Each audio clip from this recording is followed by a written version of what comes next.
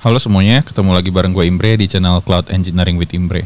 Jadi di video kali ini kita akan bahas tentang bagaimana caranya melakukan instrumentasi di aplikasi kita dengan menggunakan OpenTelemetry protokol atau SDK yang telah dipersiapkan oleh OpenTelemetry. Jadi langsung aja ke codingan yang udah gue persiapkan.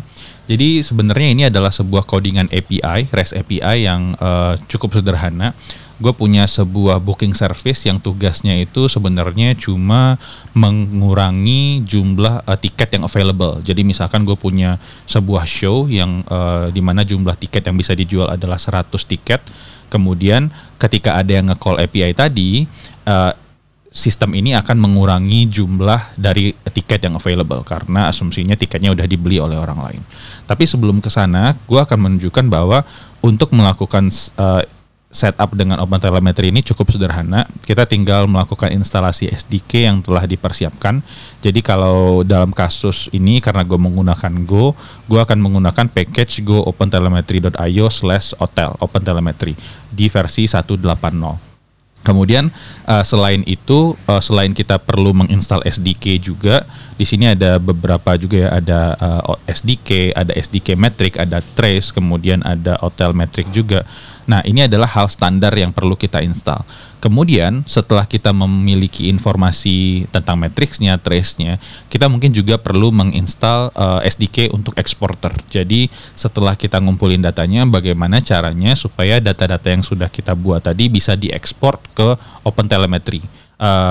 Kita akan bahas tentang OpenTelemetry Collector mungkin di video-video berikutnya. Tapi untuk teman-teman ketahui bahwa ini adalah beberapa SDK tambahan atau beberapa library tambahan yang akan kita gunakan untuk mengekspor data-data yang sudah kita kumpulkan di lokal. Selain itu, karena di sini aplikasi yang gue bikin, gue buat ini menggunakan Postgres dan menggunakan Gorilla MOOCs juga, jadi kita bisa menggunakan beberapa library di luar sana yang udah support atau dapat membantu kita untuk melakukan instrumentasi di library seperti GORM. GORM itu adalah ORM-nya Postgres, ORM-nya SQL yang biasa gue pakai di Go. Karena di sini gue pakai Gorilla MOOCs juga. Gorilla MOOCs itu kebetulan juga udah punya OpenTelemetry support, dan karena kita menggunakan Net HTTP juga, di sini gue juga menggunakan Hotel HTTP yang nanti akan membantu kita untuk melakukan pengumpulan data di HTTP endpoint kita. Jadi setelah kita menginstal semua SDK ini, nanti kita bisa melakukan instrumentasi dan kemudian mengirimkan data.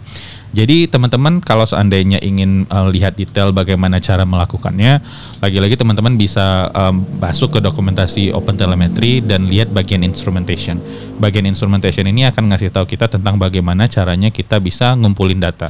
Jadi yang kalau kita mulai dari sini, misalkan di sini kita menggunakan OpenTelemetry Trace, kita bisa go get, kemudian kita akan import, dan kemudian setelah itu kita bisa mulai menggunakan OpenTelemetry-nya untuk mengumpulkan data. Jadi ada banyak hal yang mungkin nggak bisa gue bahas di video ini.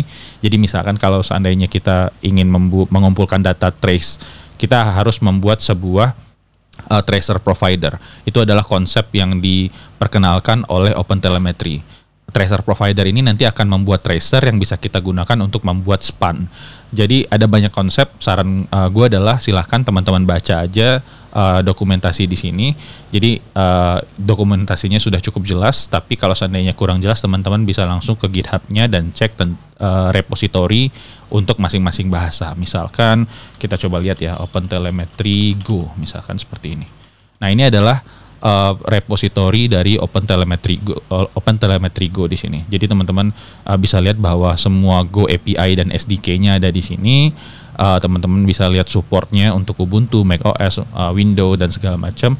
Dan teman-teman bisa lihat nanti selain teman-teman bisa pakai ini untuk melakukan instrumentasi, teman-teman juga bisa melakukan ekspor ke beberapa eksporter. Misalkan ada eksporter Jaeger, eksporter OTLP yang tadi kita gunakan, ada eksporter Prometheus juga, stdout, Zipkin dan lain-lain. Sebenarnya ada banyak eksporter lagi kalau teman-teman lihat di sini.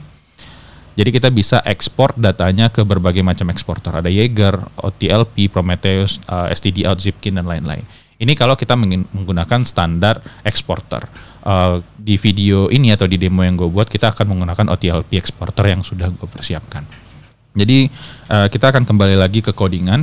Jadi setelah kita install SDK-nya, yang bisa kita lakukan adalah kita akan mulai melakukan instrumentasi. Kita akan melakukan instrumentasi pertama di database. Jadi gue sudah punya sebuah function di sini DB yang tugasnya itu untuk membuat database connection, karena gue menggunakan GORM ya di sini ya.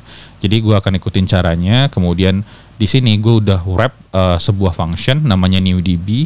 Di sini kita akan bikin sebuah DB connection dengan menggunakan GORM open standar. Kemudian karena DB ini udah punya function use, di sini kita bisa masukin sebuah middleware.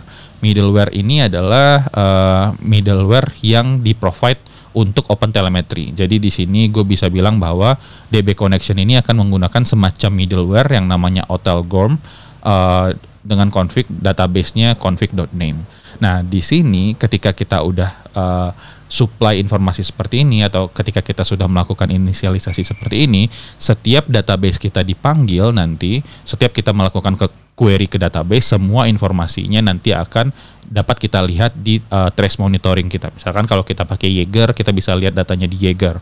Atau kita pakai Google Cloud Trace, nanti kita bisa lihat tracing database-nya di Google Cloud Trace. Nanti kita akan sampai ke sana. Kemudian ini config standar untuk database. Kalau kita balik lagi ke sini, tadi kita udah melakukan instrumentasi untuk database. Jadi semua informasi ketika nge-query kita nanti bisa lihat. Selain itu, kita juga bisa melakukan instrumentasi untuk HTTP endpoint. Jadi sekarang gue udah punya beberapa root, ada root health-z, ada ready-z, kemudian ada /API v1/booking, ada /API/v2/booking. Nah, semuanya ini sebenarnya bisa gue instrumen. Jadi kalau seandainya gue pengen tahu ada berapa sih jumlah request nanti yang akan nge-call API v1 booking, gue bisa record semuanya. Kalau gue pengen tahu apakah berapa latency dari /API/v2/booking, gue juga bisa melakukan hal yang sama. Caranya cukup sederhana. Jadi kalau seandainya gue ingin melakukan tracing untuk HTTP endpoint-nya, gue bisa tambahkan sebuah library namanya OTelMux. OTelMux ini adalah support yang diberikan oleh GorillaMux untuk melakukan tracing di HTTP endpoint kita. Nanti teman-teman bisa lihat hasilnya. Selain itu, kalau seandainya gue pengen melakukan instrumentation metrics, misalkan gue pengen tahu dengan OTelMux tadi kita ngelakuin trace ya. Sekarang dengan OTel HTTP ini adalah support yang diberikan oleh OpenTelemetry juga untuk net HTTP-nya Go. Kita nanti bisa tahu ada berapa banyak request yang masuk ke endpoint ini. Kemudian ada berapa latensinya, kemudian berapa jumlah data size-nya dan segala macam. Jadi kita sesederhana menginstal middleware untuk masing-masing endpoint yang ingin kita instrumen. Nah, ini instrumen yang sifatnya otomatis. Jadi kita perlu set, kemudian dia akan melakukan instrumentasi secara otomatis karena implementasi di dalamnya sudah menghandle itu. Tapi kalau seandainya teman-teman ingin melakukan instrumentasi secara manual, teman-teman juga bisa melakukannya. Kali ini gue udah bikin sebuah contoh di mana gue akan buat sebuah instrumentasi matrix namanya order counter. Nah, untuk membuat order counter ini, gue akan butuh sebuah meter. Jadi lagi-lagi meter ini adalah term yang dipakai di OpenTelemetry. Bagaimana cara mendapatkan meter ini? Gue bisa define global.meter. Nanti dengan function ini dia akan ambil meter providernya dan beri nama seperti yang gua supply di sini untuk membuat sebuah meter. Nah, dengan meter ini nanti kita bisa buat berbagai macam instrumentation. Apakah teman-teman pengen bikin counter? Misalkan kalau gua bikin histogram ya, histogram measurement misalkan. Di sini gua bisa pakai meter juga, meter. Kemudian gue bisa tentukan apakah instrumentasinya mau sync atau async. Sekarang kita lakukan sync aja. Kemudian kita bisa pakai histogram atau up down counter. Up down counter ini seperti gauge kalau konsepnya di Prometheus. Jadi teman-teman bisa tentukan sendiri teman-teman mau melakukan instrumentasi untuk data type yang seperti apa. Nah, di sini setelah gue membuat sebuah meter counter dengan nama order, gue bisa berikan description juga. Misalkan number of order with its status. Kemudian kita bisa kasih unitnya juga. Unitnya ada beberapa macam, apakah bytes, dimensionless, atau millisecond, tergantung kebutuhan. Tapi kalau di kasus ini gue akan pakai dimensionless, karena ya untuk ngitung order biasanya kita cuma butuh tahu apakah order itu ada 1, 2, 3, 4 dan seterusnya. Dan kemudian di sini nanti kita bisa kasih informasi status juga. Jadi ini hal yang pertama yang perlu kita lakukan ketika kita pengen melakukan instrumentasi. Kalau kita pengen melakukan instrumentasi untuk tracing, kita akan bikin sebuah tracer. Kalau kita pengen melakukan instrumentasi untuk metrik, kita akan buat sebuah meter. Jadi ini yang akan kita lakukan. Nah, bagaimana cara melakukan instrumentasi di function yang udah kita buat? Jadi di sini gue punya sebuah function namanya book.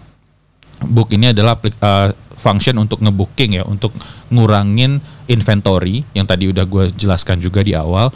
Tracer yang tadi udah kita buat itu bisa kita pakai untuk membuat sebuah span. Jadi kalau tadi gue bilang ke teman-teman bahwa di video sebelumnya kita udah bahas tentang trace, span itu bisa bikin span-span lain. Nah, itu dilakukan dengan cara seperti ini. Jadi ketika book ini punya konteks, kita bisa membuat sebuah span dari konteks tadi. Kemudian kita bisa kasih nama. Jadi span itu nanti akan punya nama booking.bookview1. Di sini dengan tracer.start nanti dia akan membuat sebuah span. Span ini yang nanti akan digunakan untuk menghitung berapa lama function ini diproses, karena di sini kita juga lakukan defer parent span.end. Nah, setelah kita define seperti ini, nanti kita cuma perlu melakukan hal-hal yang emang kita butuhkan untuk aplikasi itu. Misalkan kalau di dalam kasus ini gue akan melakukan reservation ke booking repositorinya. Kemudian setelah itu ya gue akan return berhasil. Tapi selain melakukan instrumentasi dengan tracer, misalkan kalau gue pengen menambahkan order matrixnya, gue juga bisa melakukan hal itu. Di sini gue akan menggunakan order counter yang udah dibuat sebelumnya. Kemudian gue akan panggil sebuah function dengan menspesify sebuah konteks dan value-nya. Nah, di sini adalah attribute. Attribute itu adalah informasi tambahan yang ingin kita berikan kepada matrix yang kita record. Sebenarnya kita juga bisa melakukan hal yang sama ya untuk parent span. Jadi kita bisa tambahin atribut dan lain-lain. Teman-teman bisa explore juga nanti bagaimana detailnya. Tapi di sini kita melakukan dua macam instrumentasi. Yang pertama untuk membuat trace dan satu lagi untuk membuat metrik.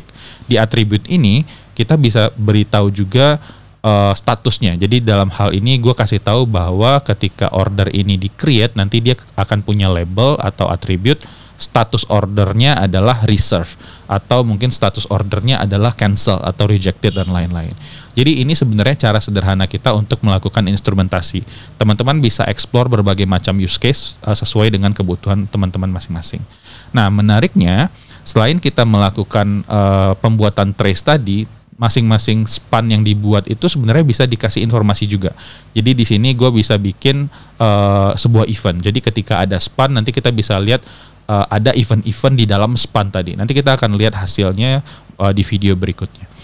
Jadi di sini gue tambahin sebuah span dan kemudian kalau seandainya spannya itu functionnya error, kita juga bisa kasih tahu spannya bahwa spannya itu harus nge-record sebuah error supaya nanti kita bisa lihat apakah span itu ada kesalahan atau enggak dan segala macam. Karena pada akhirnya tujuannya kita melakukan instrumentasi adalah untuk memahami. Jadi kita tidak hanya memahami positive case, tapi yang lebih penting adalah kita juga memahami bagaimana sistem kita itu bekerja ketika ada error. Jadi kira-kira seperti itu cara kita untuk melakukan instrumentasi dengan OpenTelemetry. Kalau teman-teman pakai Java atau mungkin pakai bahasa lain, konsepnya akan sama, tapi teman-teman hanya perlu menyesuaikan tentang bagaimana masing-masing SDK itu akan melakukan instrumentasi. Dan harusnya sih sama, karena ini adalah spek yang dibuat, jadi yang membedakan itu nanti hanya semantik dari bahasa yang teman-teman gunakan. Jadi kira-kira seperti itu. Di video berikutnya nanti kita akan lihat bagaimana caranya kita menampilkan hasil dari instrumentasi tadi. Tadi teman-teman kita udah melakukan instrumentasi, kita udah record beberapa data, kita udah buat trace, kemudian kita udah buat span, dan kita juga udah record beberapa metrik seperti order created, order reserve dan lain-lain. Nanti kita akan lihat setelah ini bagaimana caranya menampilkan data yang sudah kita kumpulkan. Jadi segitu aja. Terima kasih untuk teman-teman yang udah menonton sampai sejauh ini. Silahkan komen, like, dan subscribe, berikan pendapat kalian, atau kalian punya pertanyaan sejauh ini, silahkan berikan pertanyaan, nanti gue akan coba jawab. Jangan lupa share juga video ini ke teman-teman kalian yang mungkin sedang belajar untuk menjadi software engineer yang lebih baik lagi. Terima kasih sudah mendengarkan dan menonton, sampai ketemu lagi di video berikutnya.